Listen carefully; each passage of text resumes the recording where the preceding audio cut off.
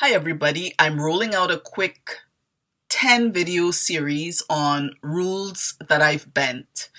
And just so that you know who I am, my name is Nanika Edwards. I'm from Trinidad and Tobago in the Caribbean, and I guess a lot of the people who know me would call me an unusual person, although being in my own head and being used to myself and not necessarily feeling that way about myself, I've always seen myself as one of the gang. But the older that I've gotten is the more I've come to realize that I'm very different, I'm very different. So I just wanted to do a 10 video series on the rules I've bent.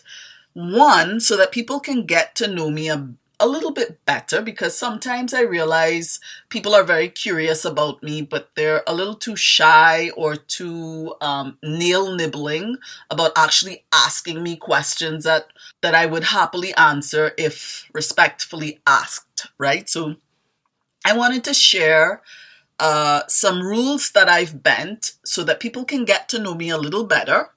And also, you might find that these rules that I've bent may prove useful or instructive for you.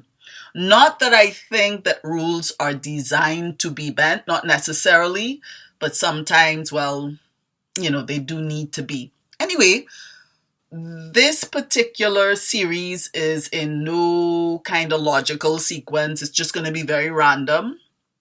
But I'm going to start off with church attendance. I actually don't go to a church, and I know there are a lot of people out there who would say, oh, I wouldn't have anything to do with somebody who calls themselves a Christian and they don't go to church. I would not follow somebody. I would not look at their videos if they're a believer, but they don't go to church. And there's a kind of broad brush that people like myself are painted with. And I just wanted to share what my experience has been like, but very briefly. So, first of all, let me just say that I fully believe what the Bible says. And the Bible does say, do not neglect the assembling of the saints. Now, in my case, which I suspect is a kind of unusual case, in my case, it's not that I was deliberately neglecting the assembling of the saints. It's not that. It's just that I left a church where I felt traumatized by certain things, and I felt that the church was undermining my well-being, whether intentionally or not. But I felt that it was in my best interest to leave. So I did. Eventually, I did. Long story short, I did spend some time at another church, and then due to this, that, and the other, I no longer attended. I looked for other churches. I could not find any churches here in Trinidad and Tobago that I felt were a good fit for me. Now, of course, there are a lot of churches in Trinidad. I live in Trinidad, and maybe there really is a church out there for me, but I haven't found it yet. And so what ended up happening was I became what would you call it? I don't know what to call myself, but I would say I was like a sheep running on the heights. That's essentially what I have been for the past, I would say, about 16 years, about 12 years, about 12 years, like a sheep running on the heights. And you may think, my God, 12 years, that's a long time. Yes, I agree, it is a long time. And it is a long time, but the interesting thing is that I have become what would I call myself? A YouTube home church Christian. Like, the nourishment that I get spiritually is largely from YouTube. For example, pastors that I follow, such as, well, I started with Freddy de Anda in Spanish. I have also followed other pastors like Yanis Gautier on EMC, I think EMCI, I think it's EMCI. And Juan Carlos Arrigan in Spanish, and also Pastor Alan Nolan, Dr. Jordan Neil Rogers. These are some of the main people that I follow currently or have followed, and I have thrived, I have done well, I have flourished. And you may find that odd, but it's not really odd, because for me, in all of my walking with God, one thing that has always been a non-negotiable for me is my relationship with God. So there have been times when I've gone abroad to study, and that includes during seasons of history, during times in history when we had no internet, no email, no social media. And in those times, for me, I prioritized my relationship with God. In moments where I was physically disconnected or physically distant from my home church. So this season for me is not something that's strange. I've done this before. I've kind of done this before, and I think once somebody has a connection with God, you have a friendship with God, and God himself is watering you, you'll be fine, especially if you are in God's will. And I know that even though people would say, no, you're not supposed to neglect the assembling of the saints. In my case, even though I have not been able to find a church where I feel comfortable, God has faithfully watered me and has been the good shepherd that he has promised to be. I think because I'm not in this situation out of rebelliousness, quite the opposite. I think, and I speak only for Trinidad, but I think in Trinidad, somebody like me often makes people feel uncomfortable because I'm gifted. Let's just say I'm gifted. I would just say I'm gifted. And because I'm multi-talented, and also because I tend to question things a lot, I can make people feel uncomfortable, especially if they may be in a leadership position and if they have a territorial sense of their, if somebody's in a leadership position and may be so configured of character that they see me as a threat, then going to church for me becomes not just uncomfortable, but actually dangerous.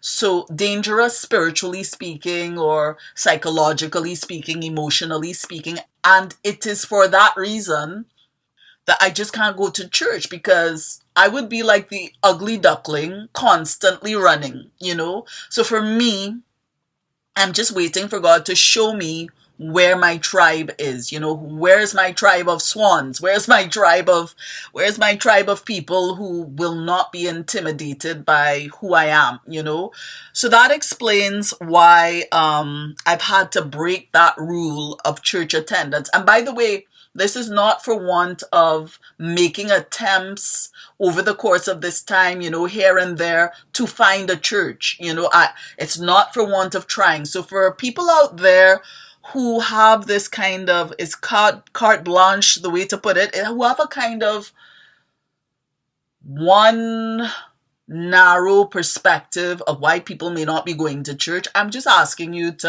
respectfully asking you to maybe broaden your consideration of that dilemma that people may sometimes find themselves in.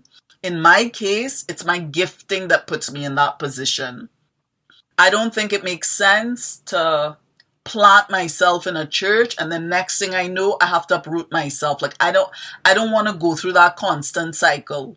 And no, I am not the problem. I'm not out to compete with anybody. I'm not out to launch a mutiny against anybody. I am very happy to be a faithful follower, to lend my talent to the building up of a community, which I've done in the past.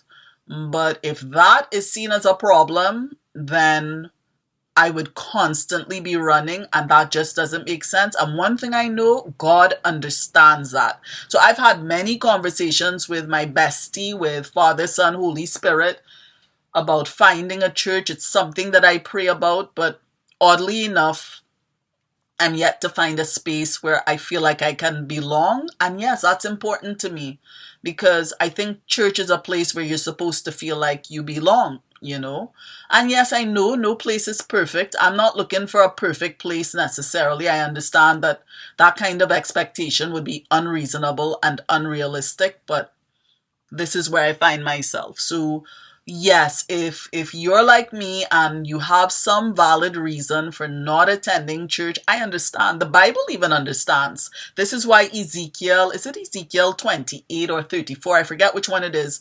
Talks about the sheep running on the heights. Sheep who are running from abusive shepherds. Sheep who are running because, you know, the sheepfold was not a safe place for them. So that's me. And I'm just grateful that even if other believers can't really wrap their minds around that, well, I'm grateful that my God totally gets it. He understands. It's not something I've ever felt God really being emphatically concerned about. I've been doing okay.